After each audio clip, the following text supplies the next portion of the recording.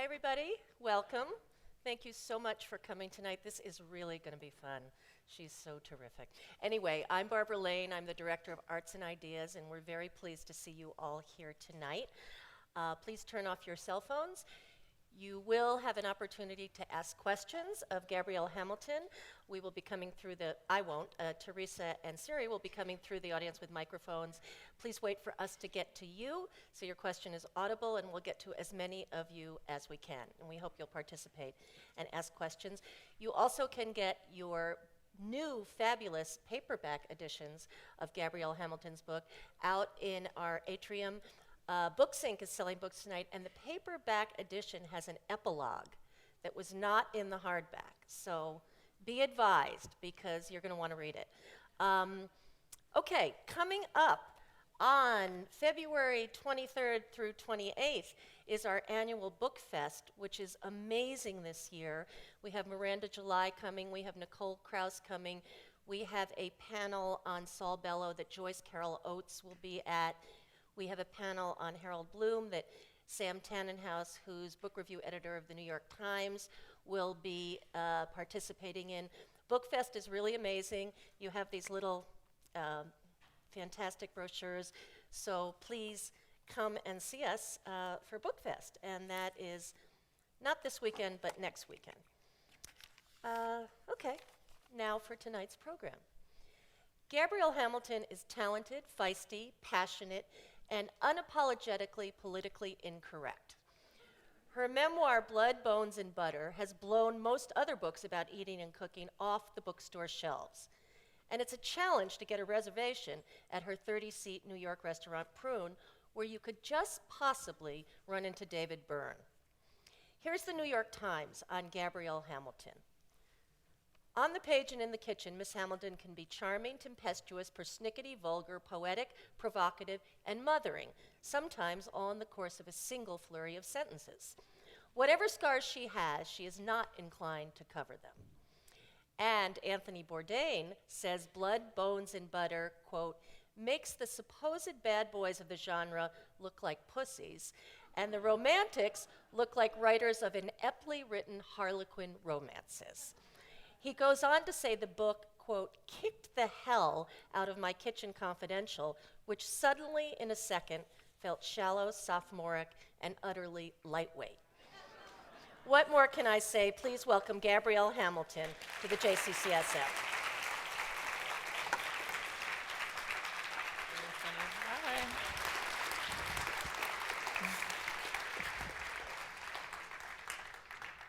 Thank you for being here. Thanks for having me. Yeah, we're delighted to have you.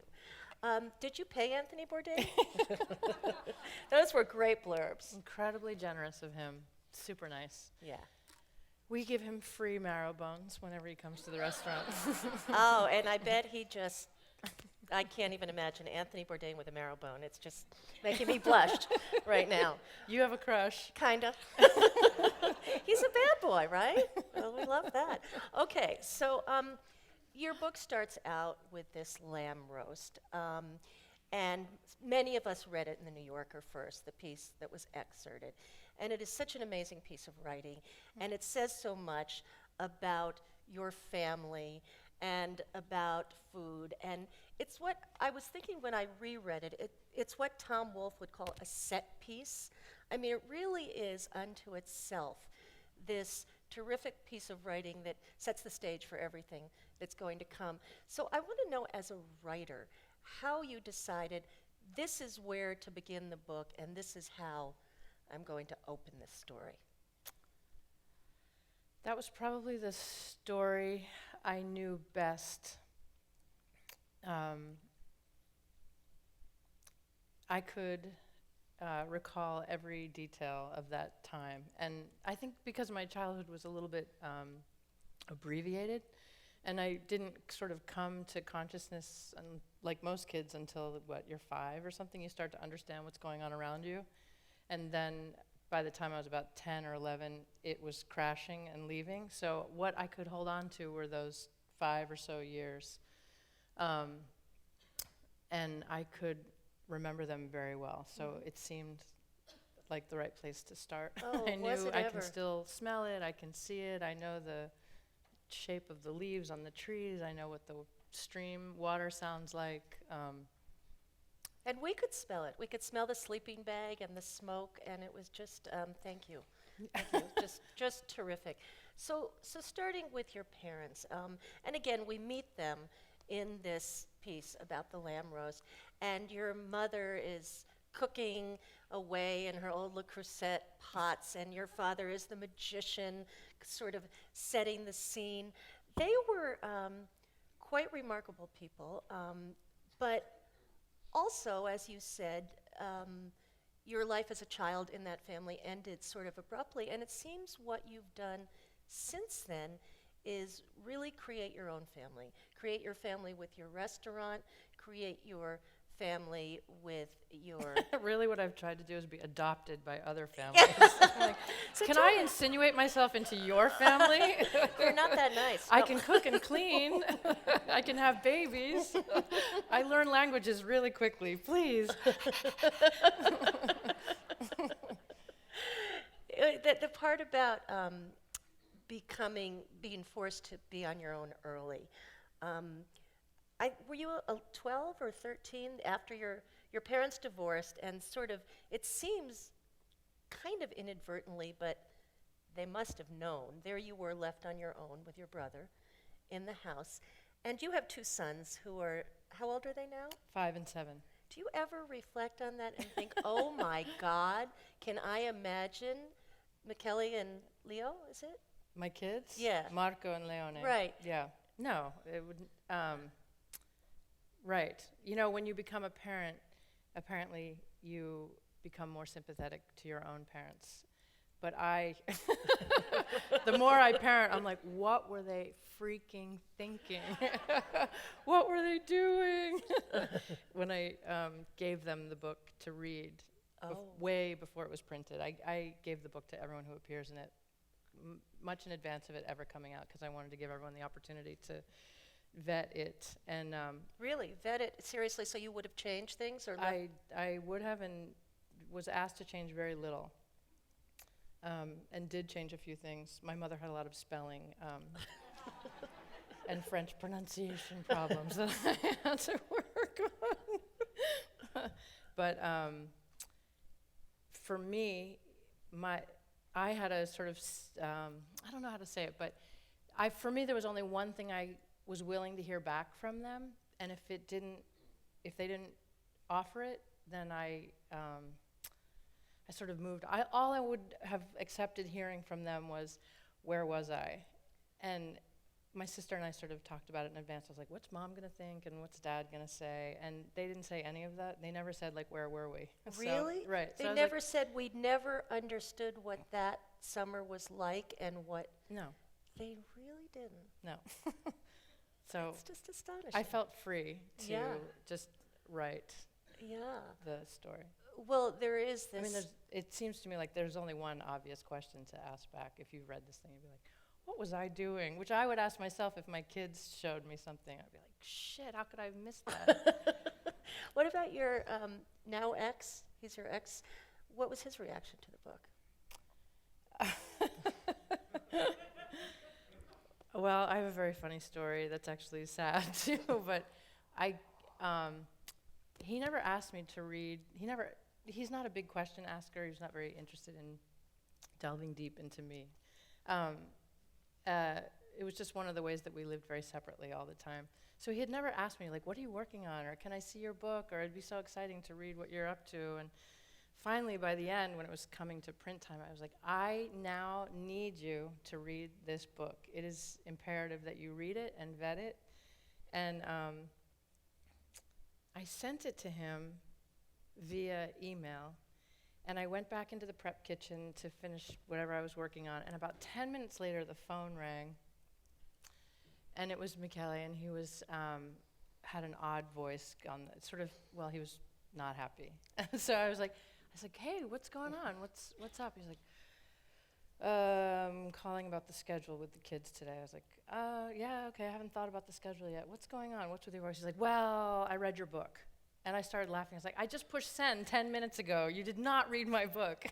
It's 85,000 words. Right. So I think he had Google searched his own name, Ooh. which broke my heart. And then I was like, well, okay. But did he explicitly object to specific things, or He had yeah. a couple of things. At one point I talk about how he is very Italian. He reads Italian newspapers, he roots for Italian soccer teams, he's got his hair cut by an Italian barber, and he feared that that sounded provincial. And so I was very careful to say, this is not a provincialism, this is a point of view. So It's interesting that of all the things he'd object to, that would. Yeah. I want to move on to your fabulous mother-in-law, but before we do, there is a scene in the book where you go see your mother again after many years with McKelly up in Vermont, where she is. Oh, my and mother. Your mother. What's your relationship? Is your mother still with us, and what's your She's relationship alive. like with her today? it's the same. Okay. We exchanged some notes around the time of the book, Right. and quite loving. I mean, she did an excellent job, and I knew she would. My mother has an enormous sense of humor, and my frankness and honesty is not. It didn't just bloom in me Right. from nowhere. Like we grew up in a family where it's Right. very, very direct and Right. brutally honest. So, so she read her parts in there with uproarious laughter, like, "Oh my God!" calling her friends, "Look at page 214. She calls me a fucking bitch." Or whatever. And I think she saw the chapter very much as I hoped to write it, which was as if I had reverted to being a 13-year-old. So without the sort of wiseness or perspective of being 46, it was sort of me like going to Vermont again, feeling 13 all over again. And I wrote it in that tone, and I think she saw that. So she wrote she was very proud. You know, she said it was difficult for her to read, of course, but she said it also felt like we'd had a long catch-up after 20 years of not speaking. But anyway, it's the same. I told her I loved her and thanked her for her support, and we just keep it the way it is. You know, I have several friends with mothers who were first generation here in this country, European mothers. And what they always tell me, and I wonder if you had this when they were growing up, that their lunches, their school lunches were embarrassing. Right. So while everybody had bologna on white bread with mayo, that's not what you had, is it? Odorless. No, and we had the rotting fruit and the ratatouille sandwich. Right. The blue It's cheese. hard to trade that in a cafeteria. Yeah, not a lot of It's like- currency. And your dad is he in New York? Are you? My dad lives in New Jersey, in our hometown. And is he a active grandfather to your children? Or? No. No. Okay. That's not his jam. Yeah. He's like, I'll talk to them when they can ski. He barely knows their names. I mean, that's Oh. not. Is he still making magic? Is he still? He's trying. His health is failing Oh. quite a lot right now. But he's also very non-compliant. So they say you should do exercise and take this medicine, and he's like, okay, and then he doesn't. So I think he's about to have his, reckoning. Like it's. Yeah. We'll see. He's been in and out of the hospital a lot lately. I'm So, sorry. but he's very active and in his mind and drawing like crazy and designing and. Well, He's there's trying to get that everything creative done. spark in the family. Yeah. In your mother, it manifested itself in the cooking and and you've obviously got it. To me, the great love affair in this book is with your Italian mother-in-law. It's just a beautiful relationship, and you are so drawn to her, and you describe your attraction to her and everything she represents so beautifully and in such detail. And the new book has an epilogue that revisits Alda. So I guess over time and since writing the book, you've had an opportunity to reflect on that relationship and what about it was just so powerful and so important. So can you elaborate on that for us? Yes, I think I wanted to marry her. And I think it is genius that Michele introduced me to her in like the first month that we were sleeping together, whatever. I was like, this is smart. Yes, you know, I have, she had everything. She represented everything that I wanted. She was an extraordinary mother, at least at this phase of the game. I suspect she was an extraordinary mother when they were younger too. She was probably quite strict, but at this point, she's, you know, was 80 or 78 or 9 when I met her. And so she's incredibly permissive, and you want to bring an extra guest, oh, bring 2, and you break the platter by accident. She said, I never liked that platter anyway, thank you for breaking it. And you fall asleep in the chair after the big lunch and the magazine slips from your lap, and she just comes and picks it up and puts it right next to you, and you're just like, oh my God. You know, when you go to my mother's house, it's like, there are chores. And, you know, your shower can only be 5 minutes. So in her home, it's so open and giving, and the more the merrier. And her sons pay such deference to her. I mean, at least hers do. Hers do. Well, that's the biggest thing. I was studying her act so hard to see, how can I have my children want to hang out with me? What is it I need to do? So if I have to do the laundry and cook all the time, I don't want to do that. You know how the Italian mothers raise their Italian sons and they just bring the laundry home all the time? I'm like, that's not happening. Yes. But maybe we can figure something out that my kids will feel always welcome with their spouses or partners or friends. And there's always room for somebody else. Yeah. What was that thing I didn't quite understand, where she would always have this old food in the cabinet, like these old, not only bags of flour and cornmeal, but eggplant that had been cooked 3 days before. I just never heard of that before. What is that about? Thrift, I guess. Which is funny, because it obviously was a family that came from a lot of money at some point. I don't know, but I saw them all eat food that had sat in an unair-conditioned, you know, unrefrigerated cabinet for several days, and no one keeled over. So I think worked for you them. know, they don't have the American obsession with hygiene and ice cubes and saran wrap that we have. Right.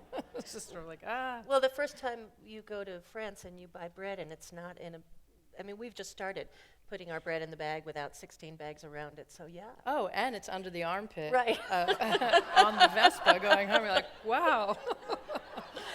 So you go and you're enchanted with this family, and they're all around the table, and they love each other, and they're chattering away with passion in Italian. But at that time, you didn't understand Italian. So what seemed so fabulous to you, do you think they were talking about who's going to take the garbage out and mundane things like that, but you just didn't know it at the time? It was it's a great thing to have learned to speak Italian, and it's also sad, because now I can hear the conversations. And yes, I mean, Michele was very funny. He said, when he read the book, he said, you know, I think your view of the house is directly related to your relationship to me. And I was like, do you think so? It's like, of course, I spent like every ounce of literary skill set I had to kind of make this, you know, unraveling or denouement, or whatever it's called, of it starts out so glittery and glossy, and by the end it's like, get me out of here, I'm suffocating with eggplant and orecchiette pasta. Where's the arugula? Yeah. So you yes. mentioned that first trip with Michele to Rome, and there's a point in the book where he's taking you around on the motorcycle, and it's just so delicious, and he's introducing you to this city, and it's so romantic. And it occurred to me, knowing you at that point, the way you describe yourself, one of the most appealing aspects about that to you must have been you didn't have to be in control. He was driving the motorcycle, and he knew the city, and you were a passenger, and that must have been kind of new to you. It is, you have zeroed right in on it. It's he's an extremely capable human being, and I love to be taken care of, but the conditions under which I can be taken care of are very narrow and small. The person has to, it's very hard for me to fall back with someone who's like, oops, dude, I didn't quite catch you. And then I'm like, no. Right. So he's someone who's super capable and yes, where you can just sort of relinquish all that. I And in take a care of a foreign lot of country people. and a different language and a different geographic setting, that sounds pretty great.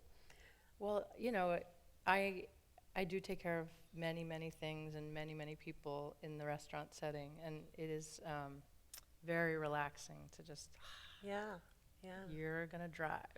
yeah. So let's tackle this sexuality issue head on because, right? I mean, Okay. you, as I understand it, and correct me if I have this wrong, your relationships had been with women. I think, I'm not sure, that you define yourself as a lesbian. You met McKelly, and he seduced you with ravioli and everything else, for sure. But you also married him for a practical reason, which was a green card reason, and had 2 beautiful sons with him. So where are we? Where are we? I do not identify as a lesbian, Okay. but I will if I'm in a room where something needs to be interrupted. If there's any kind of homophobia going on in the room, I will happily say, like, excuse me, there's a lesbian here, or whatever. But, well, when you're in the middle, like, it happens, where people make some incredibly racist comment to you. And I often say, like, did you know that my fucking husband is, whatever the racism Right. happening is. So I become much more Jewish, by the way, when that happens. Yeah, I know what you mean. It's my pleasure to interrupt, if that's. But I had a long history with men before I came out, and then I had a long history with women. And the way that I was going to say raised, it turns out that politics have changed radically, and I have not kept up. So I'm just going to say, at the time when I was coming out, if you were bisexual, you were a fence sitter, you were accommodating to heterosexuality, you were consumable by straight men. It left a window open of hope, all these things. So I was taught, like, get off the fence, and I was like, fine, if those are the rules that we're following, then I'll do it. And it was so apparently things have changed, and I'm not up to speed, but I don't identify as bi. And so I don't know how that works. Okay. But Well, I'm glad we straightened that out. it's very funny too. Like if sometimes, like, I can remember many times going to parties with my girlfriends, and there would be some sort of mannish woman there, married to some man, and we'd leave the party like, she's so gay. She just hasn't. She doesn't know it, and she's so gay. And never had sex with a woman in her life, happily married, And then there would be, like, a friend of ours who would hook up with some sort of femmy girl who slept with boys and girls, and be like, she's not gay. She's so not gay. It's like, well, she's having sex with a lot of women. I mean, I don't know what you want to say. So anyway, I find it's a nuanced it's conversation. a hard terrain to navigate with the ladies here, but anyway. All right. And it's still evolving, it sounds like. I want to start talking about food, because we have to. And so much of this and so much of what you do, that's what it's about.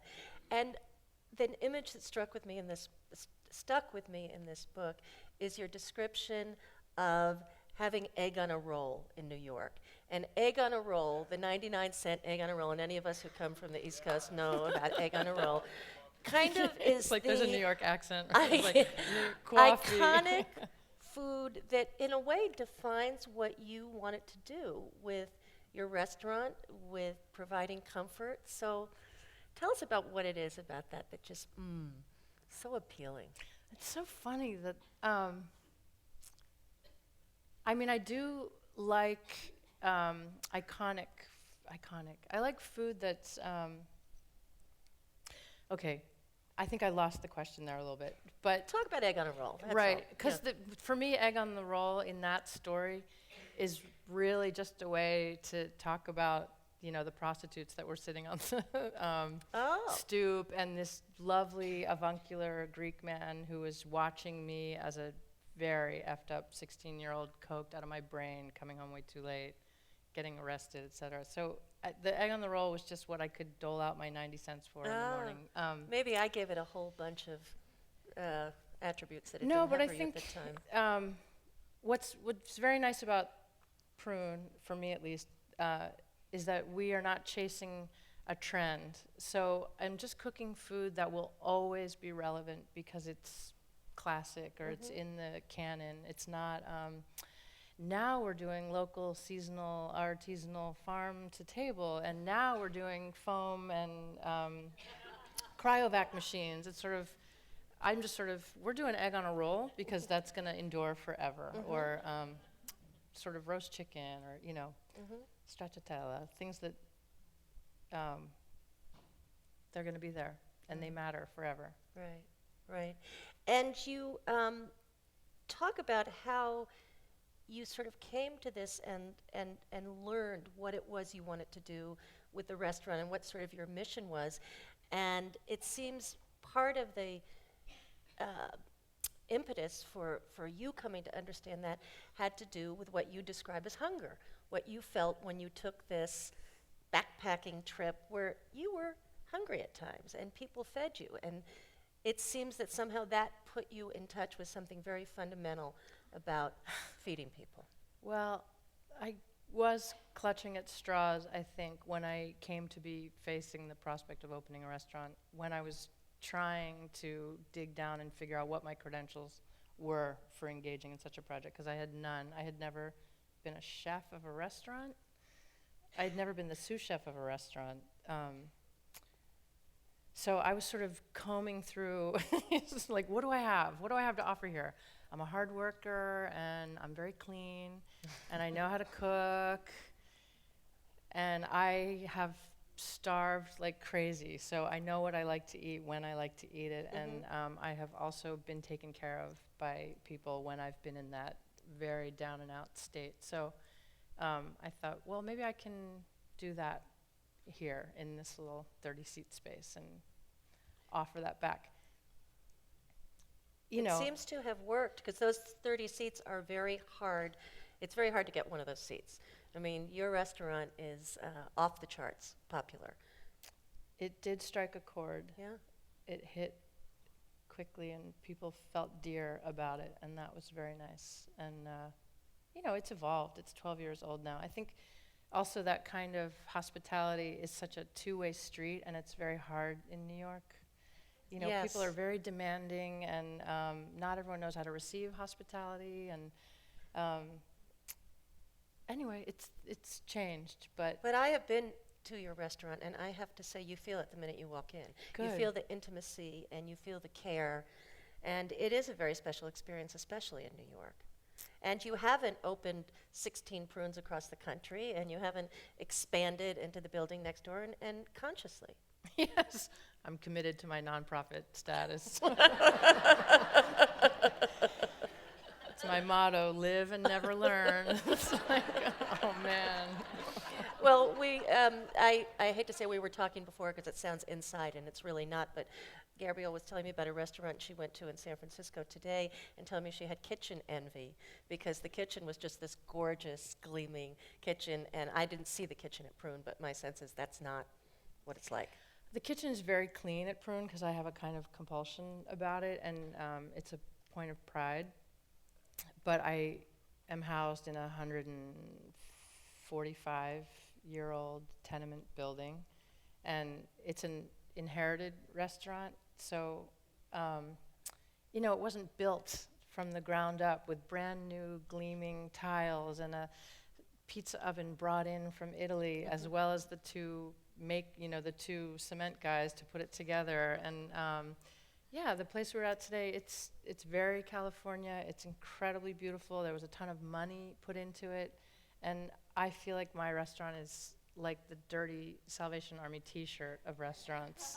Do you ever just want to blow out the kitchen and put in a totally new one? All the time. Every time water starts pouring through the kitchen floor down into the basement, I'm like, think I have to gut this place. But not anytime soon. It works, and Yeah. I patch it together every.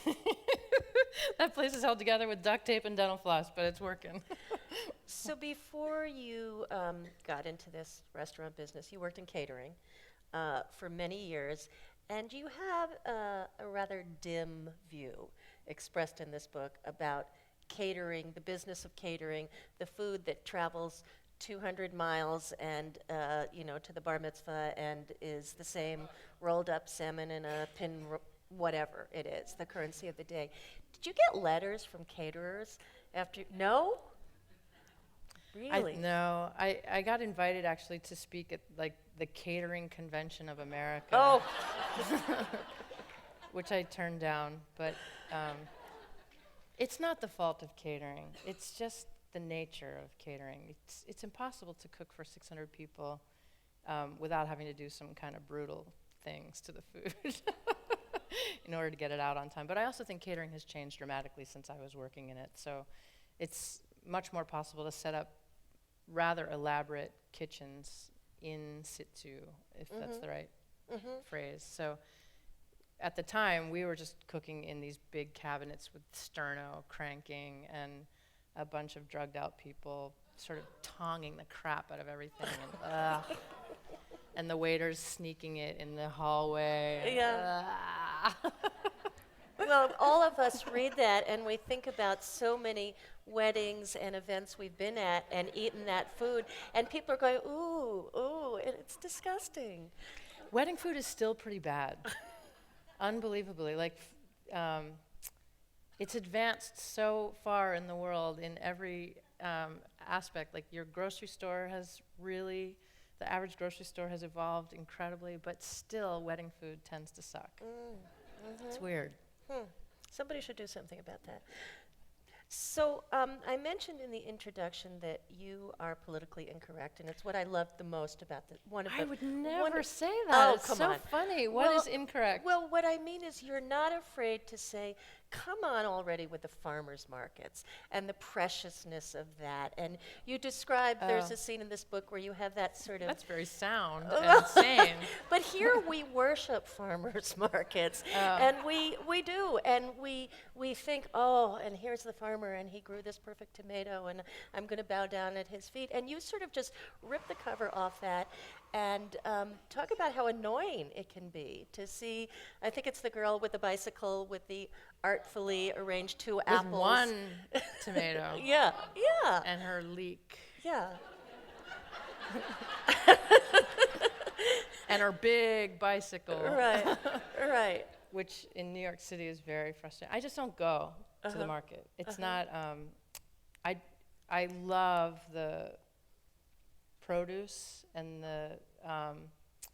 I love the food itself, but I just had to cut out the middleman there and just farmer, you're gonna bring it to the restaurant, and it is still very thrilling to unpack and order from the farm. I've been stung by bees, taking lettuce out of a crate, and the ladybugs that fill the restaurant. It's like, oh, this, and you can smell it, Wow. on the sidewalk before it's even come down the hatch and into the prep kitchen. I mean, I grew up with this stuff. This is not, this is how I grew up eating. We lived this way. We had a garden, we went to the farm, we drank raw milk. I'm just not a fetishizer of it, and I am suspicious of people who fetishize the tomato. It seems to me that we're avoiding something. I don't know. Well, for many of us who grew up with a produce and saran wrap and were never close to that, maybe it's kind of easier to have that relationship that you sort of call us on. I mean, everyone does whatever they want to do. It's very fine. I don't really care. It's just not where I don't want to sit next to this person at a dinner party for very long. Because this is so funny. There's just I so much love to that. say after a minute. It's like, it is a very beautiful tomato. Right. The other thing that you take on, and I love this, is particularly single mothers, I think, are victim to the idea that The whole family has to sit down for dinner every night, and this is going to make solid citizens. And if you don't do this with your children, they'll become They're axe addicted murderers. to Oxycontin.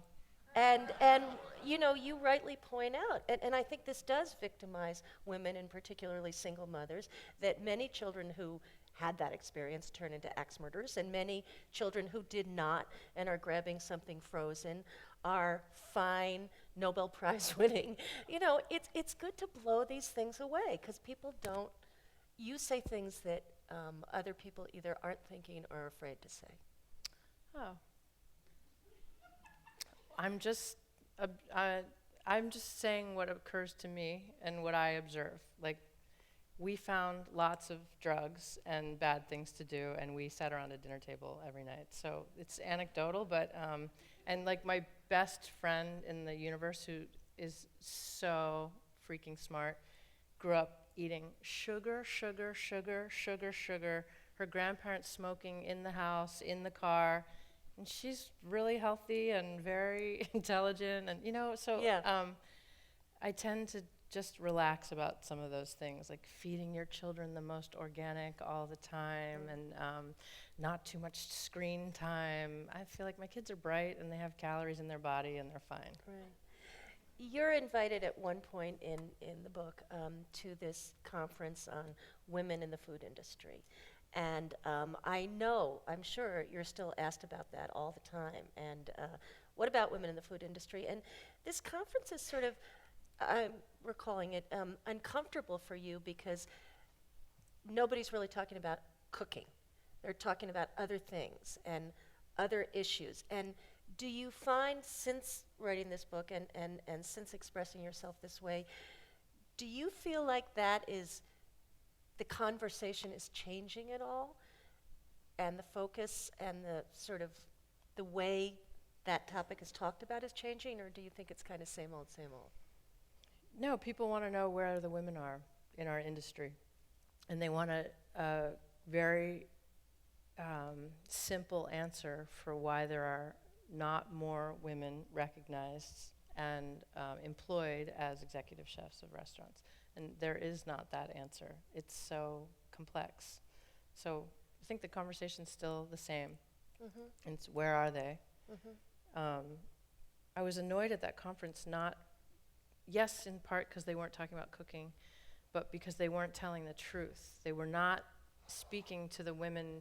I went to a conference, and it was, the title was "Where Are the Women in the Industry?" And it was an incredible panel of esteemed, really great women who were deep into the industry many, many, many years.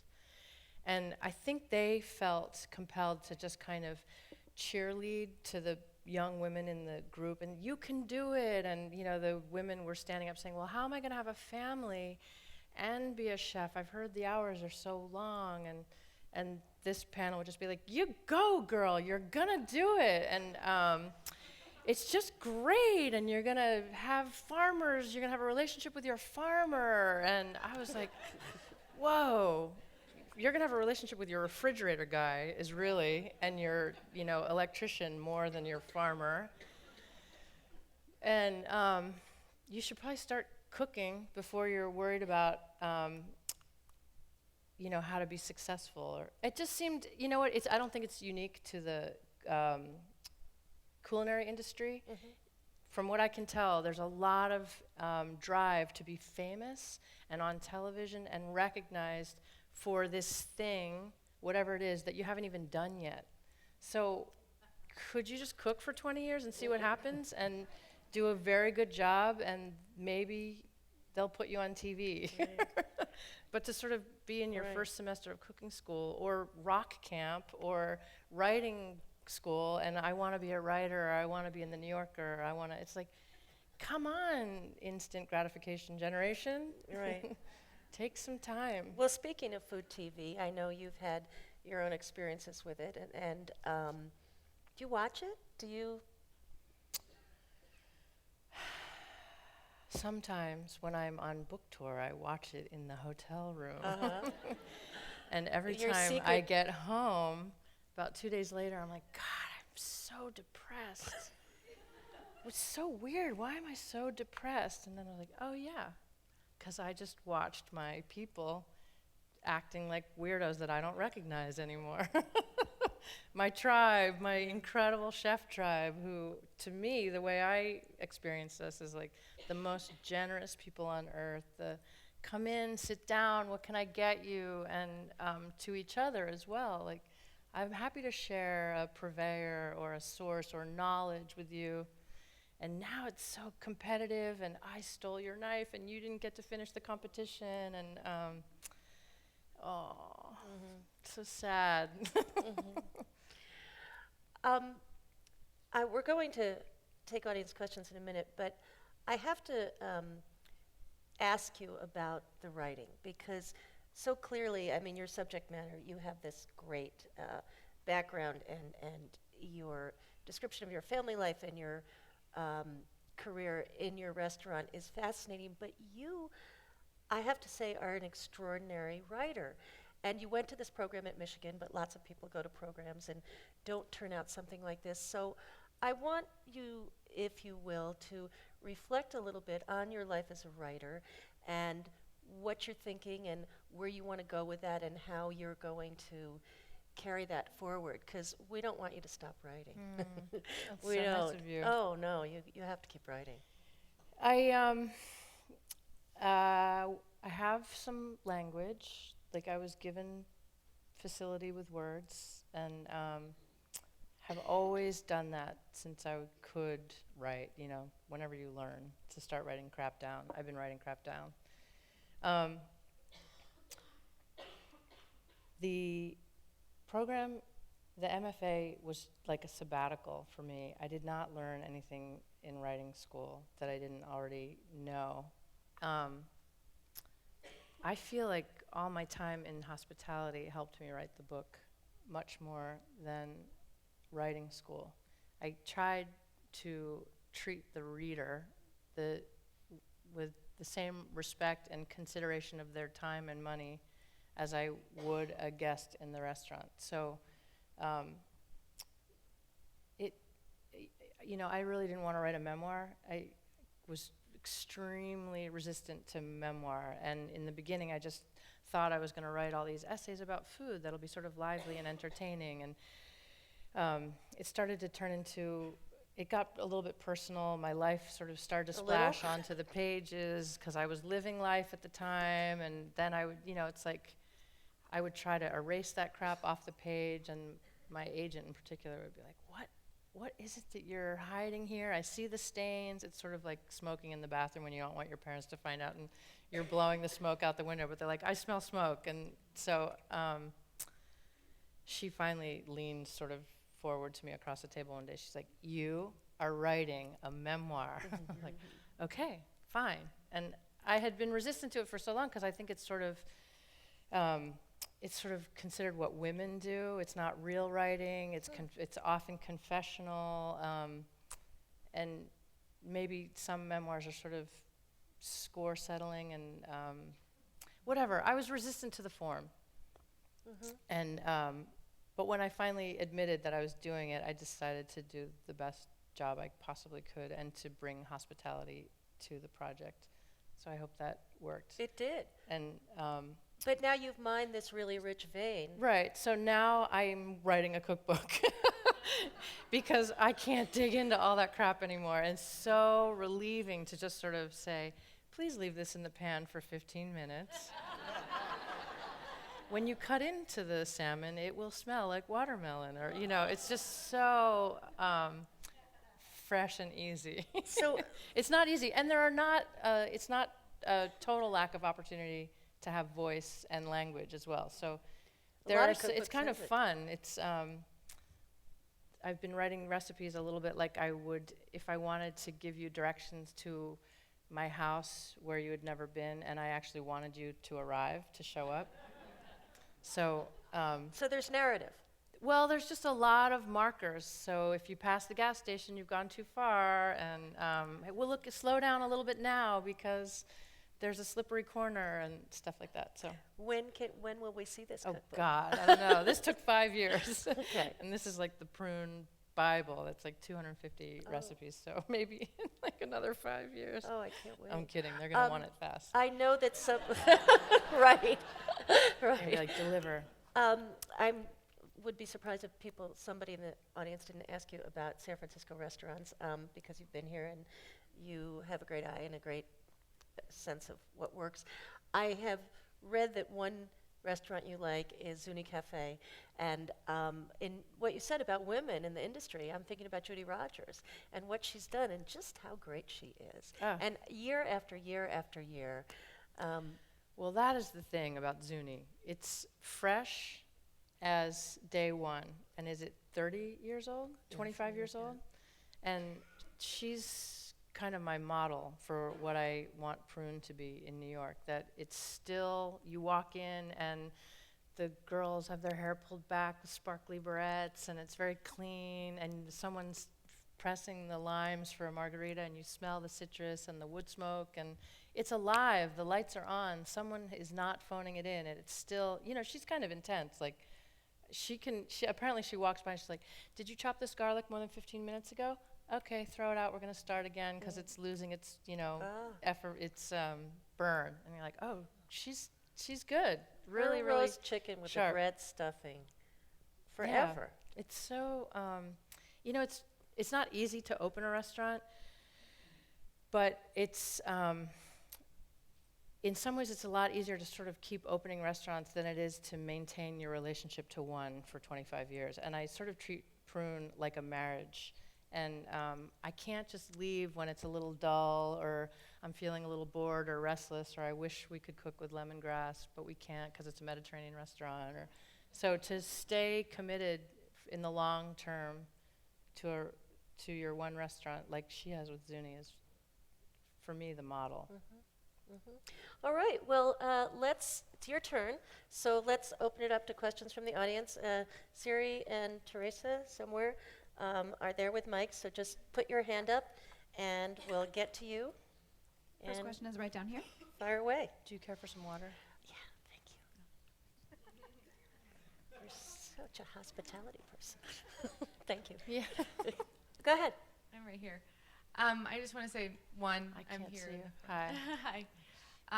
One, I loved your chicken with braised chicken legs in House Beautiful. So I'm looking forward to doing more of those. Really delicious. But my question was about your relationship with your kids and food. And what I loved about the book was it kind of brought me back to my childhood. My dad was Irish. He was a cook. We had a garden.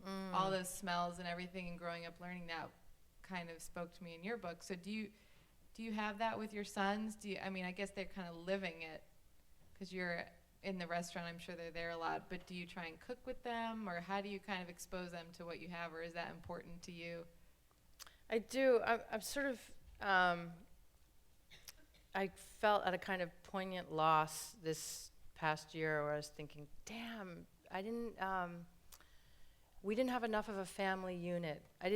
We didn't have a normal enough union to have sort of dinner every night or big parties, because Kelly and I never totally joined in the way that my parents did, to create like, oh, we have this annual bash in July, so I sort of was lamenting that I maybe have not offered them a food legacy.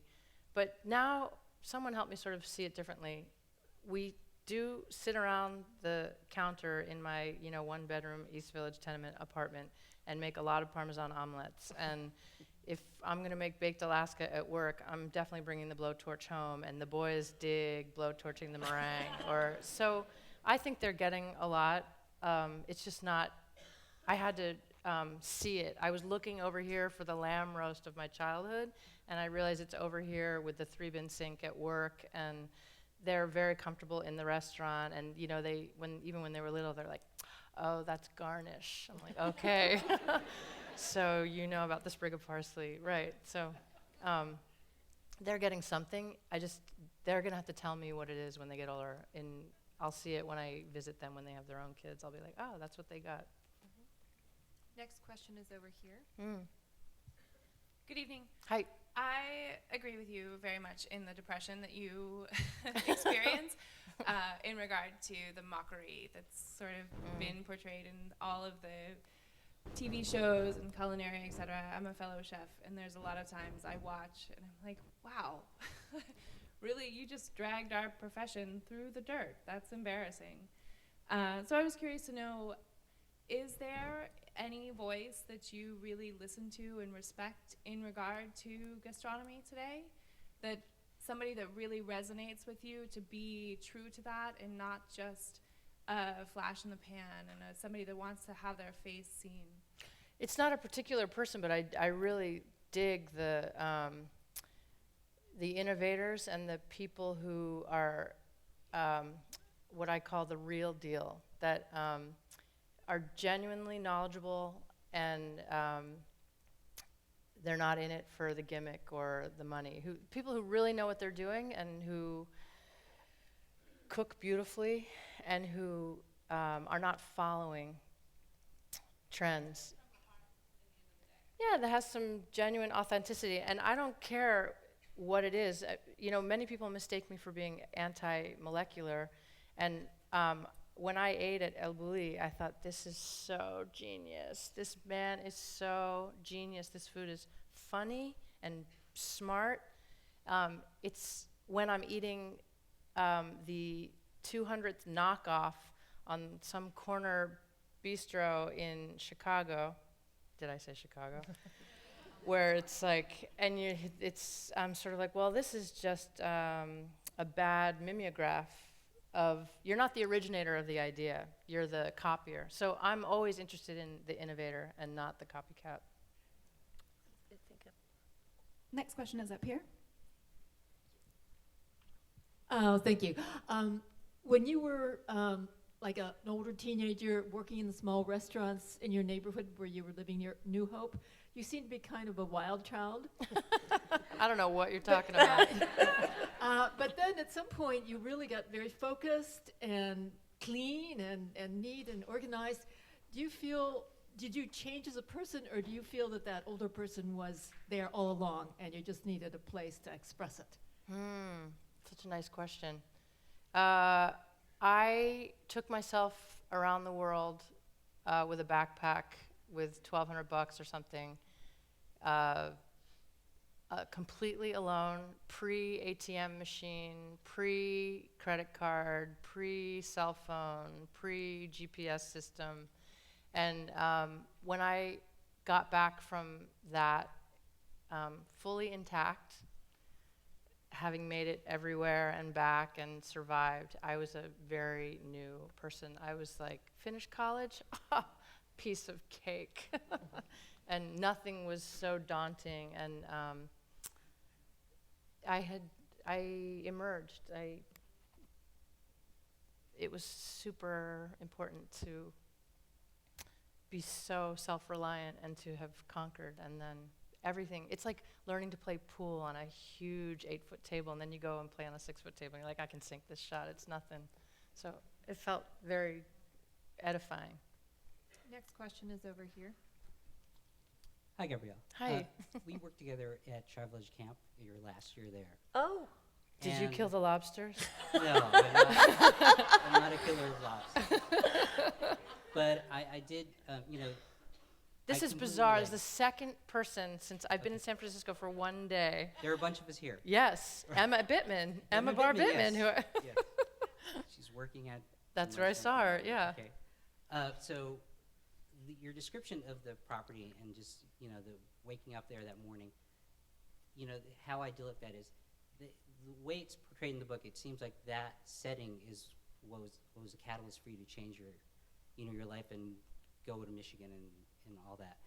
For me, the catalyst to change my life after spending my 4 summers at Tri Village Camp was, the contrast between the kids who are 8 to 14 and those young adult 18-year-olds, their first year at summer before they're going to college, and how optimistic they were.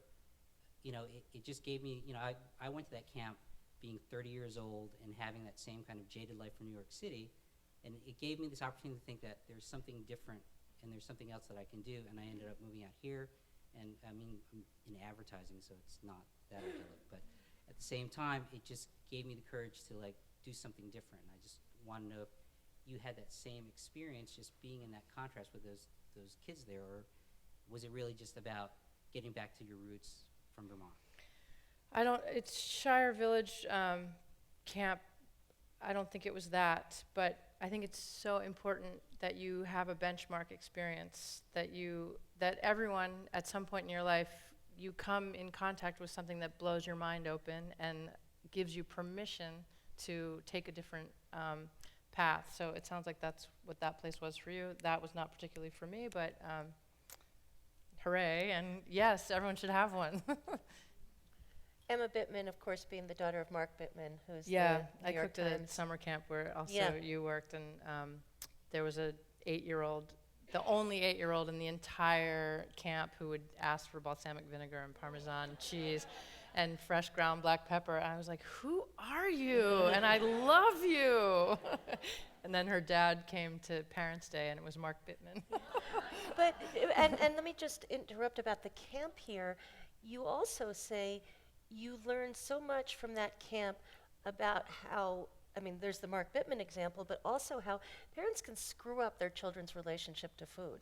I mean, talk That was about rough. that for a moment. I'm trying to think how many kids we cooked for each session. I really can't remember. Maybe there were 100 kids a session, and in the beginning of each semester, I would hand out a questionnaire to all the bunks to find out what kind of food allergies we had to handle. And reliably, there was one boy child who would, in fact, have such a severe peanut allergy that he would blow up and die if we mixed the spoons on the, like, make your own Sunday buffet or whatever.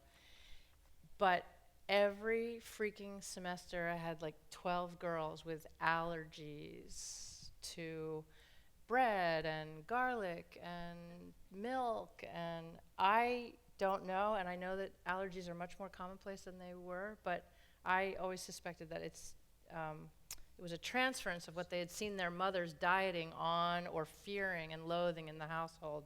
And it was just very painful to watch an 8-year-old girl already effed up about wanting a piece of bread or cheese. I was like, God, eat the bread, sweet girl.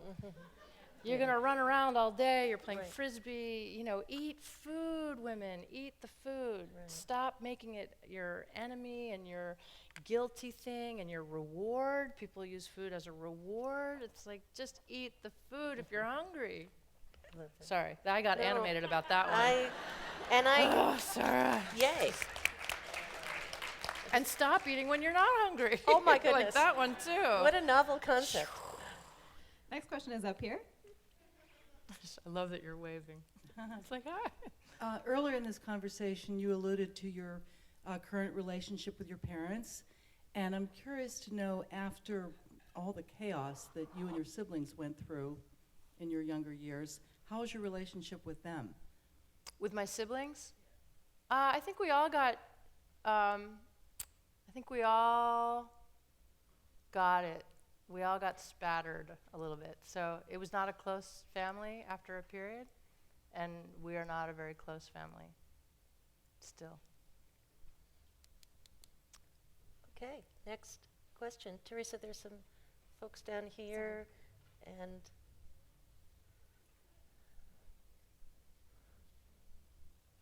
okay, we'll take her. And then, yeah, go. Could you just go back over one more time why these cooking shows on TV are so mean? I mean, it's Well- just it's remarkable to me that It is. so many kids are being shown adults being just savage to one another. Yeah, it is. They're produced to be that way, and I know that many chefs are shocked to see their own performances grossly edited and arranged and produced in a way to heighten their particular character type on a show. So this is going to be the petulant whiner butt, and this is going to be the cold, calculating, vicious chef on these competitive shows. So there's a lot of production happening. But in truth, I think we should stop looking at them as food shows. They are incredible gladiator entertainment shows, and food cooking is very not telegenic, and it's boring. If to watch someone truss a chicken in real time and stir the pot is no longer attention grabbing, which is funny because we still like going to open kitchen restaurants. Or So people are I always don't- in the kitchen at a dinner party. You yeah, want to be in the it kitchen. is where you want to be, but somehow it's no longer telegenic and doesn't sell ad hours, and I sort of get it, but I think it's important to turn your mind away from, oh, this is about food. It's actually not. It's about avarice and vengeance and other lovely human qualities. So next question is over here. Yeah. Hi, I'm actually here with my book club, and Ah. I really enjoyed your book very much. I have a question for you. Sure. A lot of the characters were very colorful, and I see a movie. I mean, I think this would make a great movie. Any thought of that or any talk of that? Yes. Oh. It's not. I know. Why did you say that? Because of the Mario Batali thing and the Mario and Gwyneth and Oh, the how cooking, funny. maybe? Well, I think Robert Downey Jr. would be much better. But okay, if it has to be a girl. Yeah, there's a lot of talk and there's some activity, and we're just about to lock that up, so I can't say until it's real. These things could evaporate, who knows? So I have a very healthy lack of investment in the Hollywood story. It's like, you want to buy it and make it, you want to buy it and it sits in the drawer. But you'll have something to say about it, right? You have an active part in the screenplay? I actually not sure that that's what I'm going for. Movies are not a big deal for me. I'm very much into books, so I would be interested in the large payment. Get out of that one-bedroom and they can put a car apartment. chase in and a love scene that never happened, and I don't care. Next question is up here. I'll preface my question by saying that I was channel surfing and I don't usually watch this show, but I happened to see Paula Deen the other day, and she made a giant pan of lasagna, cut a 4-inch square out of it, put it on half a loaf of garlic bread, and ate it as a sandwich. And given what we've learned about her recently and her diagnosis of diabetes, which she's had for several years, what is the responsibility of a chef who has a platform like a cooking show or a column or a book to be responsible towards the people that are reading and taking advice from them? I would say 0. It's not my job. I feel like the parents should be teaching their children what to eat and how to eat, and if they even themselves know how to eat and what to eat, as just I'm saying about like women who don't even know what to eat, or are eating diet dressing or whatever they're eating. So, and maybe men are now doing a lot more cooking at home, and there's a lot more co-parenting in the sort of traditional sense. So I'm not going to put that on the chefs in the same way that I don't want New York City to monitor who can have salt and not have salt, and whether diet soda is legislated. I just sort of feel like, really? You don't know the difference between what's good for you and what's bad for you? Well, that is the heartbreaker. So Paula Deen can eat whatever she wants. It's not, for me, that's the answer. And I'm sorry if that disappoints you. Next question is back up here. Hi, my parents were divorced, and my sister would always cook for me.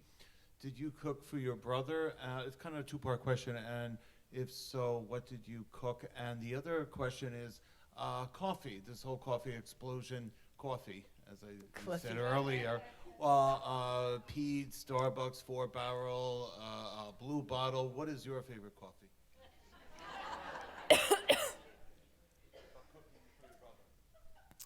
I'm the youngest of the 5 children, so I did not cook for my brother. And when our parents split, we took a very every man for himself. Good luck. See you at the end of the war zone there. So that was not what happened. And coffee, it's gotten quite obsessive. I once took a cross-country trip, and by the time I got to Portland, I went into a place and asked for, I guess, a cappuccino or something. And they handed me the cup, and I nearly flung it off the counter because it was light as air. And I was like, sorry, I ordered a coffee drink. And they said, oh, you must have wanted that wet. I was like, it's true. I would like to drink my freaking coffee. So like all of these fetishes, things can get a little cuckoo. Same with mixology and bar chefs and the cocktail making, and we can really extreme things up here in this country, can't we? It's phenomenal. On the other hand, I'm grateful for coffee that now tastes like bean and not just like burnt roast. So there's some good stuff in New York. There's some good stuff here, and we serve Pete's at the restaurant. And have for 12 years. I was like, I can't switch it up every time there's a brand new awesome. It's like pizza's good, does its thing. We'll take 2 more questions. 2 more. Next question is up here. I have a question, but first I have 2 comments. I love the book for many, many reasons, but just 2 I want to mention now. One of the things that I got from reading the book was how much it made me feel okay about how much I loved food. And it was interesting because I've always loved food, but I've always felt like I should like people more.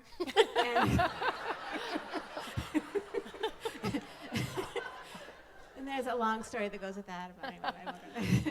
But after I read the book, I started cooking again. And Valentine's Day, I just made myself dinner.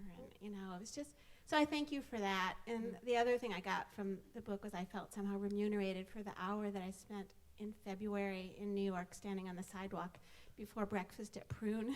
And it was really a great breakfast, but it wasn't quite worth it. But after I read the book, I thought, and I've been to Prune. I know the restaurant. I can, it made sense. So thank you for that. My question is I never tell, I discourage people from coming to brunch. It's just eggs, but I'm also very grateful that people come for brunch because it pays for all the other services. And maybe I'll come lunch or dinner, much more civilized. I'll try one of those next time. So, but my question is, when the moderator asked you about sexual identity, so I don't identify as a lesbian, and I'm not bisexual. So are you saying that you just love who you love? You don't want to label yourself, or I didn't understand your answers to her question. Looks like you don't understand my question either. I mean, I guess that leaves like dogs and men, so. And I have not bought my dogs yet, so. Like I'm digging the dudes right now, or I don't know what to say. I guess, but it's like, I'm sweating. Okay. Is it? Yeah. You can stop. Yeah. Okay. Good. Yeah. So last question is right over here. Yeah. Loved your book. Thank you. I was wondering how you juggle time-wise your investment in writing and your love of the work you do in the restaurant. Yeah, juggle is the right word. There is no balance whatsoever. So my life is a chronic squeaky wheel getting the oil life.